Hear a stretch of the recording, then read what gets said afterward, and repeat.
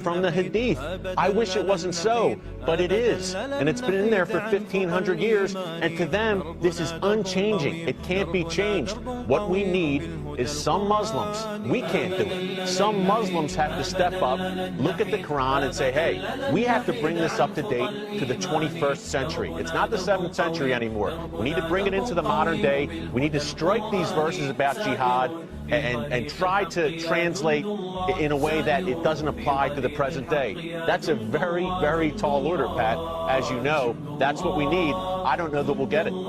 Eric, I don't think we will either, but it looks like this violent confrontation is coming up all around the world, and there's no escaping. We've just got to be strong and fight these things where we can. But Eric's talking about great work. Keep it up. We appreciate you, brother. وَقْتُلُوهُمْ حَيْثُ ثَقِفْتُمُوهُمْ. Fight them wherever they are. What does that mean? That means that at the time of Rasulullah sallallahu alayhi wasallam, they were not allowed to fight and retaliate. They were beaten and they were slaughtered and they were persecuted to a great degree. And Allah subhanahu wa ta'ala did not permit them to retaliate. Until one day, Allah subhanahu wa ta'ala revealed verses to say, now you may fight them wherever they are, because they have fought you. And Allah mentions verses that we read tonight regarding the battle of Badr and the battle of Uhud and various other battles that took place. Remember, these verses are not instructions for me and you today.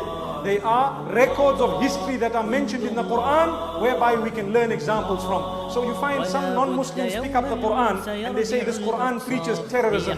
No, the Quran is the furthest away from terrorism, but they have not understood the Quran. The Quran has verses of history where history is recorded. They translate it as though those are commands for me and you. Nay, they are not commands. When Allah says, fight those who have fought you, He has addressed it to those people at the time, Rasulullah sallallahu alayhi wa sallam and them. And Allah subhanahu wa ta'ala says, وَأَخْرِجُوهُمْ مِنْ حَيْثُ أَخْرَجُوكُمْ. Take them out, drive them out of the same place that they drove you out from. What was that place? That was Makkah al-Mukarramah. The mu'mineen were driven out of Makkah al-Mukarramah. So Allah subhanahu wa ta'ala is instructing them that now you have the permission to drive them back out of there. So none of us should interpret those verses the way the non-Muslims want us to interpret the verses today, and in turn call us a bunch of terrorists. May Allah protect us.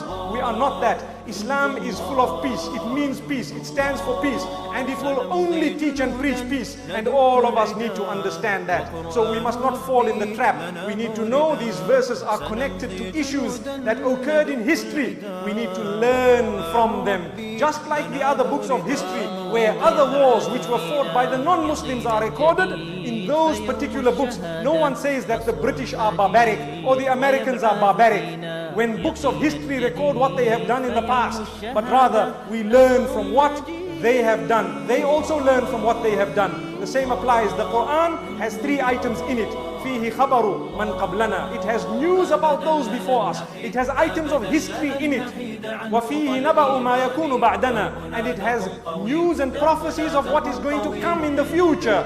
And it has حُكْمُ مَا بَيْنَنَا. It has laws and regulations governing how we shall lead our own lives and judging between us. Those are the 3 types of verses in the Quran. So the verses we have read today, they applied at the time of Rasulullah sallallahu alayhi wa sallam, and they definitely serve as a lesson for all of us. But let's not misunderstand it. When someone comes to the layman as a Muslim, a non-Muslim shows you the Quran and says, you know, look at these verses. They are telling you, go and fight the kuffar.